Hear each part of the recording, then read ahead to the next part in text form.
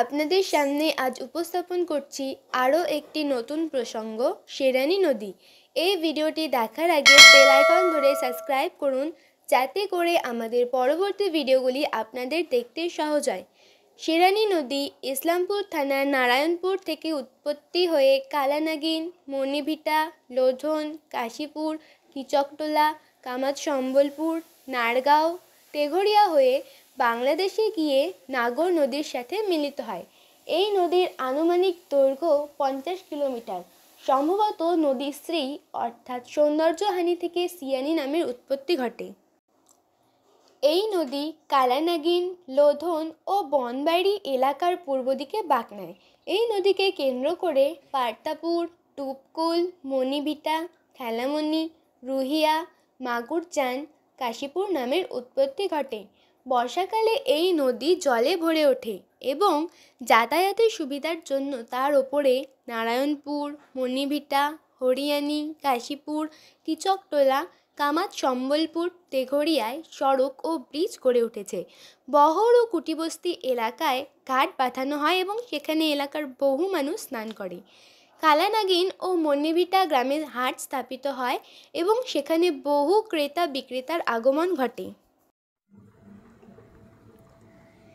কালানাগিন, কাশীপুর, মাধবপুরাণ, ঠেলামণি ও কামাত সম্বলপুরে মন্দির এবং মাগুরচান ও কানাইবাড়ি এলাকায় মসজিদ প্রতিষ্ঠিত হয়।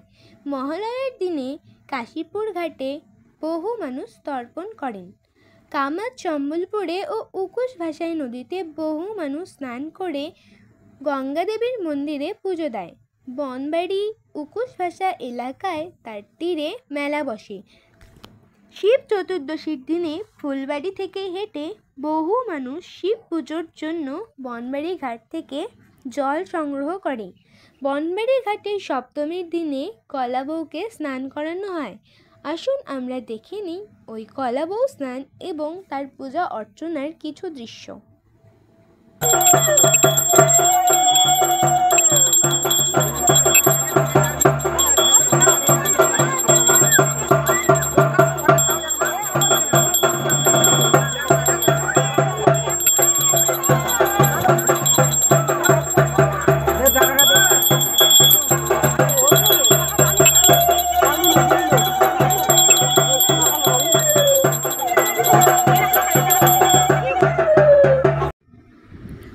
উকুশ ভাষা এলাকায় সারিয়ানি নদীর তীরে পাখির কলতান মন প্রাণকে মোহিত করে তোলে।